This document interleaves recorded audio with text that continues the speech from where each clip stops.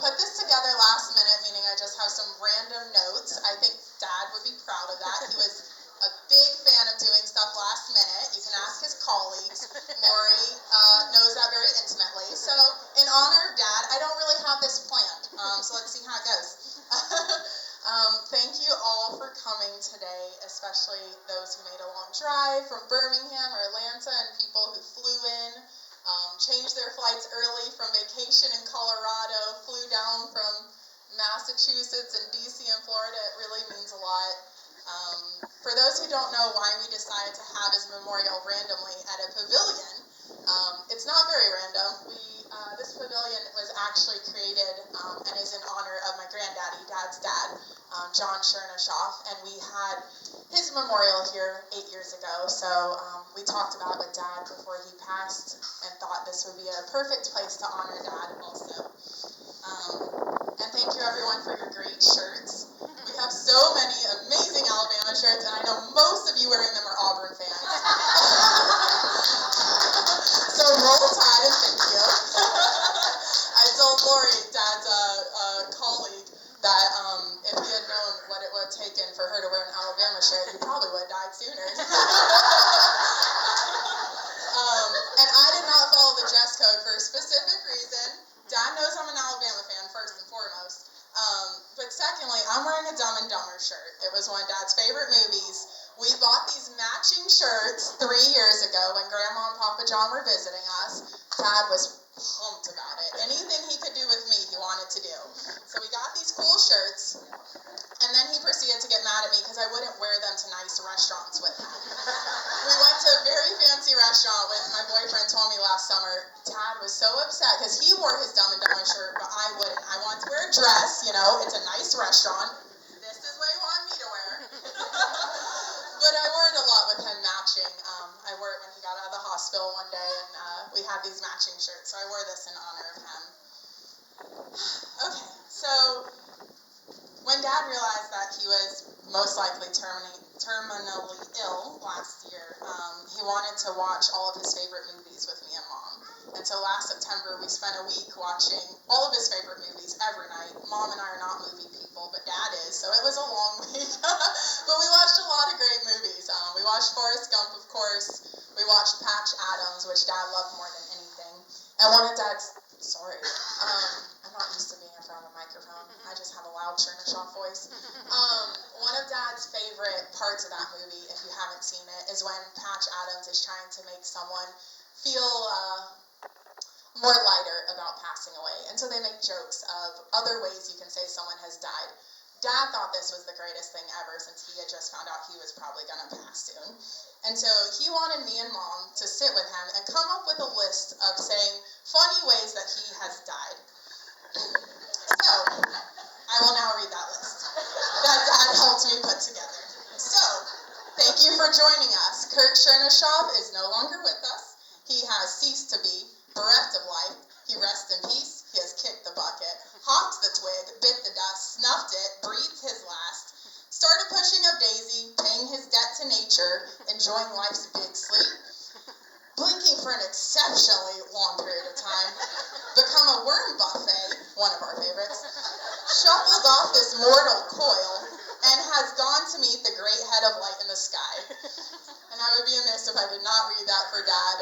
He really wanted us to host a Facebook competition where we had people submit their greatest ideas of how he has died. Mom and I turned that down, but it was one of his last requests. So if you do want to put in a way Dad has died to Facebook, he would love it. But Dad really wasn't optimistic about everything, as we know. He loved finding the bright side of things. He was one of the funniest people around. He was a blast to hang out with. He'd just have you in stitches laughing. And I'll start wrapping up soon, I'm sorry. We have a handful of people lined up today to share stories of Dad as a friend and as a brother and as a colleague, but I'm the one person that has the opportunity to share about Dad as a father. Oh no, okay. I was so confident, doing so well. So I know a lot of people say this, but I think most of you know that Dad really was one of my best friends, and I'm really lucky to have a father that I know, without a doubt, unequivocally, just absolutely adored me. My dad loved me more than anything. And that's a big loss I feel every day, because he gave me so much dang love and really boosted me up. My ego's feeling a bit down without him. I really loved him, and we were so close growing up, me and Mom and Dad. We were the Three Musketeers. We did pretty much everything together. I was quite nerdy, really introverted, had a big unibrow. I hung out with my parents a lot. Partially by decision and partially because the other kids forced me to. But my parents were so cool. They were great parents. They were very creative. One of my earliest memories is Mom and Dad setting up train stations around the house. So I would ride on the back of Dad's wheelchair and pretend he was a train, and he'd drive around the house and take me to different train stops where Mom would be the conductor that would greet me, like welcoming me to Atlanta or to Paris, or trying to put on accents. They were probably bad. I don't remember, Mom. It was a blast. And at birthday parties, Dad would have me hold on to the back of his wheelchair in my roller skates, and friends would make a Congo line, and we'd cruise around the park in his wheelchair. He put a lot of other parents to shame. He was a fun guy. I loved him so much. And when I got older, we'd have calls maybe once a month when I had left home and lived in wherever I was living at the time. Name your place. We'd play chess together online and spend hours talking on the phone, playing on Facebook games. Dad loves Facebook. We'd play for hours chess and crap talking, as you know. Anyone who's hung out with Dad, he can really crap talk. We'd have a blast playing chess for hours at a time. Anyways, I could share so many memories and stories, but I know I've taken up my time here. So I'll wrap this up and give the floor to others. But I do want to share one thing that I shared with Dad right before, the month before he passed, when he was getting a bit nervous about passing and what it would feel like. And I think this actually comes from a Mexican tradition, burial tradition, but it was made known in English writing through a neuroscientist called David Eagleman. And he talks about the comfort of 3 deaths. So when we die, we don't actually die once, is the philosophy. We have 3 deaths. 1 is when we pass and we no longer breathe. 2 is today, when we have a memorial, when everyone honors you. And the 3rd death is when no one says your name again. And based on everyone who's here today, and so many people coming so far, I think we have a really, really long time till Dad has his 3rd death. And that gives me so much comfort. Thank you all for coming. So we have 5 or 6 speakers. They'll probably talk less than me. I kind of went over my planned time, but I'm going to pull the dead dad card for that one. But first up, I want to ask Robert to come up. So, hi. Robert is my godfather and uncle, well, honorary. I call him Uncle Robert, and one of Dad's oldest, best friends. And I'll let you take it away. And I hope I can give you this mic. Maybe I go down here. Do you think you can? Yeah. Well, y'all can hear me. Yeah, you're loud. You're loud. Pretty daggone loud. Kurt and I met in 1989 or 1990. My first real job was with United Cerebral Palsy as a national director in Washington, D.C. And one of my sites was Birmingham, Alabama. And guess who got that position? Kirk got that position. So I was calling my people up because I had Alabama, Pittsburgh, and Oakland, California. So I'm talking to Kirk. We don't know each other from Adam. And Kirk swears Fort Payne is the center of the universe. Out of that, he told me he wants to be really just show off. And he's like, Robert, we've got the best show on earth down here. It's called The Simpsons. I said, you dumbass, it's a syndicated show around the world. I think y'all can pick it up. But this is going to be a rated PG. We love playing jokes on each other. We always play jokes. And one of my best jokes was that the first SEC championship was played down here. And I brought my friend Todd down here, and Todd had juvenile rheumatoid arthritis. He's about 4 foot tall. He has short arms, and we were staying at Kirk and April's apartment in Alabama. I'm Birmingham, and Todd's like, "Oh my God, how does he wipe his ass?" and I said, "Well, I've been here before." I said, "Well, you had shag carpet." It was already brown and speckled. So I said, and for 2 days, every time Todd went to the bathroom, Kirk would follow him. And nobody knew that when I said it, it was so funny. I think the same weekend, this scooter can hold a case of beer. So it was a long time ago, and I always have a sipper cup, and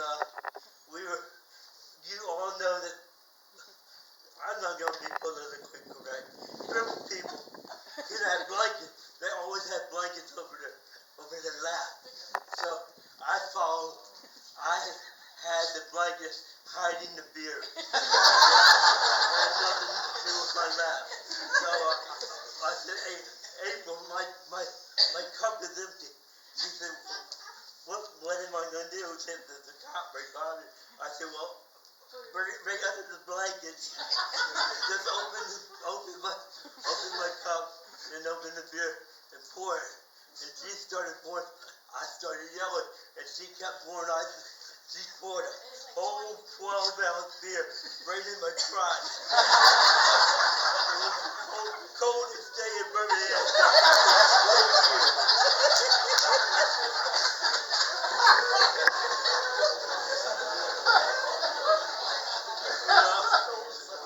I'm very proud of my goddaughter. We were down in Destin one time visiting, and she was just starting to crawl. And because I crawled most of my life, so I got down there, and my bragging point of her life is I've taught her how to crawl. So we would always visit Kurt, Nagel, and Kristen in Cape Coral. And Kurt always wanted to, I don't know what you call it, but anyway, we got down there, and April was teaching, and Kurt says, "Jump in the van." Lynn and I jumped in the van. We drove 2 hours to the middle of Florida to pick up a Mustang 5.0 convertible for April. So he was like, "Can you drive it up?" I said, hell yeah, I can drive it. Anyway, Can you have a drink? Yes, sir. Is it beer or red? not yet. Don't spill it, Yeah. Anyway, it had a full tank. I put the top down, I put the air conditioner on, and every time he would get in front of me, I'd blow his doors off. We got back to Cape Coral. He said, "Well, what kind of gas mileage you got?" I said, "I don't know, but you got a quarter of a tank. It was full." So the next time we came down, he had a pontoon boat. Good God, Lord, what did he? Anyway, we get outside the lock, and he's driving. We needed gas. So, Kurt, we're about from here to my van from the gas station. Kurt goes to go forward, and he accidentally puts all his weight forward. We're going 35 miles an hour toward a floating gas station. I thought we were all going to meet Jesus that day. But thank God, poor April jumped up. She came from the front of the boat to the back of the boat, ripped it back in reverse, stripped the hell out of the gear, But the good thing about it, we lived.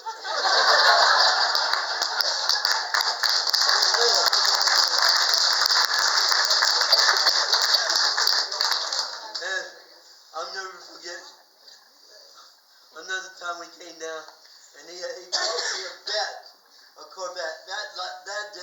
He didn't have that long. I guess because I drove it. I dogged it.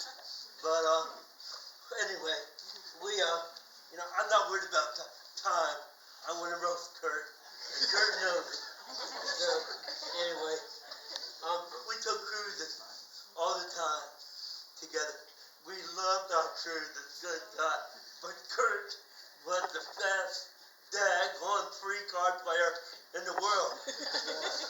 So he would always sit in the first seat, and I would always sit in the last seat, because I never wanted to sit beside him. So he would say, Watson, you need to put $25 or $50 up each time. You'll make more. I said, well, I'll lose more too. Yeah. But he definitely lived a hard life. Lordy me. When Kirk got in his second accident, about 19 years ago, give or take, he was in Birmingham Hospital. And I'll never forget, because April called me and said, Kirk doesn't want to live anymore.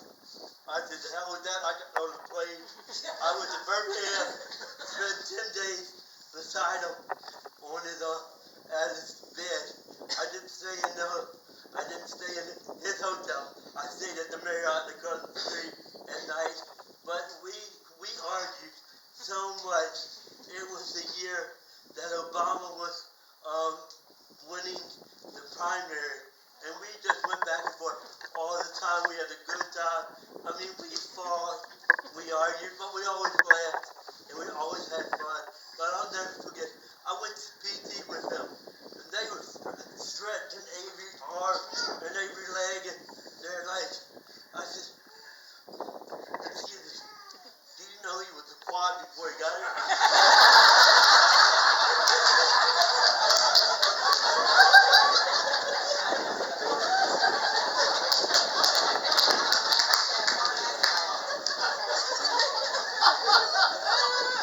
I swear, they need to read the damn chart.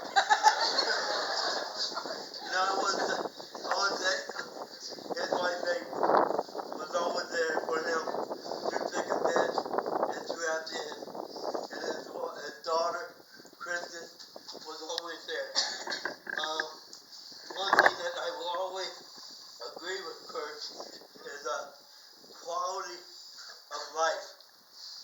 Ever since I've known Kirk for 34 years, we talked about this concept called quality of life. None of us wanted to be at the doctor every day, at the hospital every day. We knew friends that lived that way. We didn't want to live that way. We wanted to live our life at the fullest. So that's one thing among several thousand things that we did agree with. But I remember when we were in Cape Coral and we were shopping, and we went into this stupid souvenir shop, and I was with Kristen. She was 7 or 8, and I wanted to play with Kristen, so I started putting female stuff on, and I would put these blouses on and then these skirts on over my shorts, and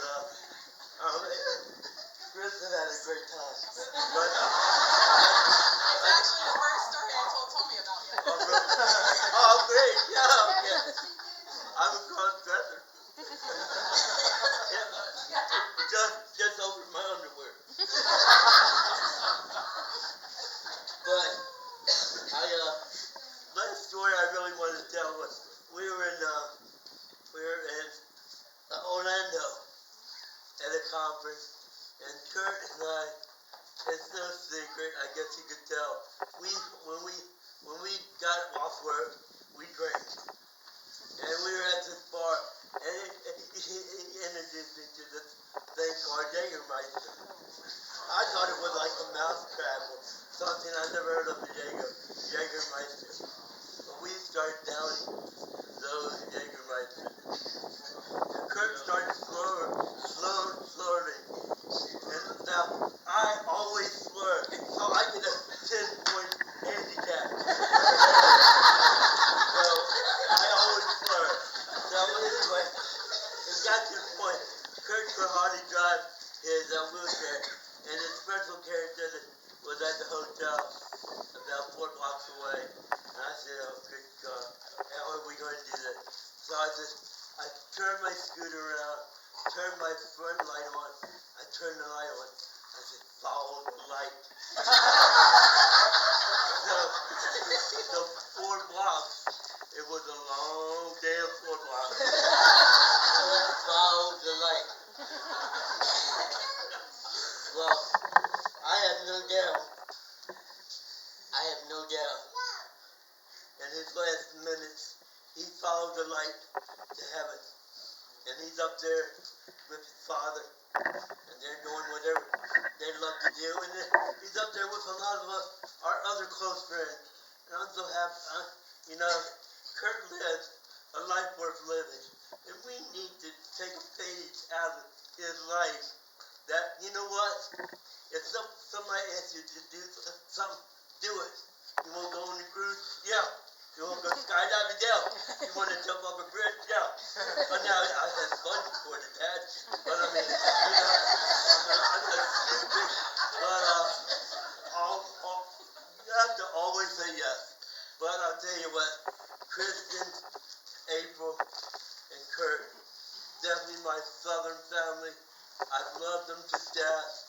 We've been there through good times and bad, and we pulled through it all. So, Kirk, buddy, this is for you. I love you, and I love your family, and I'll always take care of them. So thank you. Y'all have a great day.